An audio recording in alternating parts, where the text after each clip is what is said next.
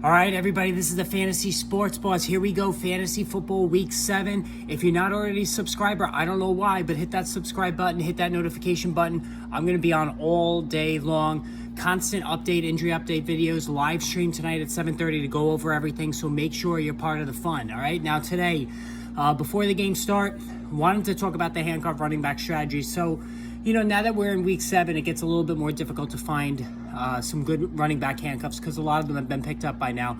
But if you're new to the channel, every week I discuss the strategy of picking up handcuff running backs prior to their games, and then just simply dropping them if the starter makes it through unscathed, doesn't get injured, and then rinse and repeat for the 4 o'clock and then the Sunday night and Monday night games. And so far, it's been a very good strategy. It's given us Khalil Herbert, it's given us Jeff Wilson, it's given us Benjamin, multiple times with Benjamin this season. So again, the whole point is to stay ahead of the curve when inevitable injuries hit the running back starting fraternity.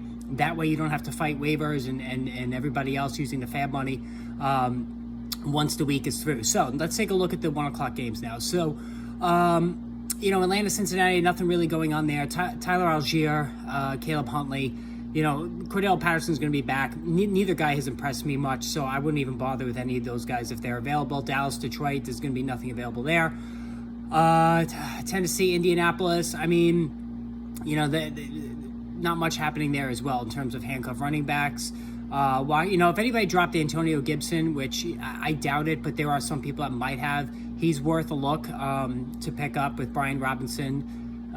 Certainly having not proved himself to this point, but, an injury away from Gibson being the guy again. Other 1 o'clock games of note, so Dante Foreman or Chuba Hubbard, you can pick either one of those guys up. Foreman's going to be the one I think that's going to wind up being the starter. We saw Chuba Hubbard last year, didn't really impress me or anybody else when Christian McCaffrey got injured. So Foreman is worth a look. Rachaad White should not be on any waiver wire. Rachaad White at 1 o'clock is the number one handcuff option, just because, again, he shouldn't be available at this point because he's very skilled, multi-dimensional player, and Leonard Fournette has his own checkered injury history. All right, Matt Breida. I think we need to start looking at Matt Breida with the New York Giants because Saquon Barkley's been a little bit beat up the last couple of weeks. We know all about his injury history, so I think Matt Breida during the 1 o'clock games is somebody to look at. And then finally, Baltimore. I still have this. Now, Gus Edwards was activated today, so you pick up Gus Edwards where available. And I also made a hedge on Justice Hill in one league. I have both Edwards and Hill. I just have a nagging suspicion that Justice Hill is going to emerge as the guy. So for the 1 o'clock games, Rachaad White, number 1. I would say Justice Hill, number 2, Matt Breida, number 3. So then let's look at the 4 o'clock games. If anybody dropped Michael Carter for the Jets game against the Denver Broncos, I would take a look there. God, the Denver Broncos backfield is such a mess. I really don't want anybody in that backfield. Melvin Gordon, Boone, any of those guys. I'm just not. Latavius Murray, he shouldn't be available, but if he is, you could take a stab on him. He's somewhat useful. All right, Houston Texans, Rex Burkhead, he would be a possible play there. Seattle, not liking anything there. Los Angeles Chargers, Austin Eckler has been pretty durable. Joshua Kelly's injured. Isaiah Spiller, if you want to take a look at Isaiah Spiller there. But Isaiah Pacheco is the one that I would be looking at with the Kansas City-San Francisco game. So at the 4 o'clock games, Isaiah Pacheco first, Rex Burkhead second.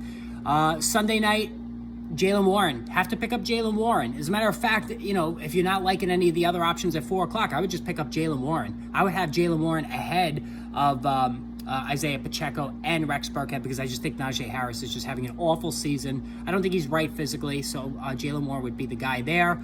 Miami, I don't like anybody really in the Miami game in terms of making a play. And then Chicago, New England, same thing. Khalil Herbert should be owned. So there you go. That's the handcuff running back strategy for week 7. Hit the subscribe, hit the notification button. Going to post the weather video soon. And then, of course, during the games, all the injury updates.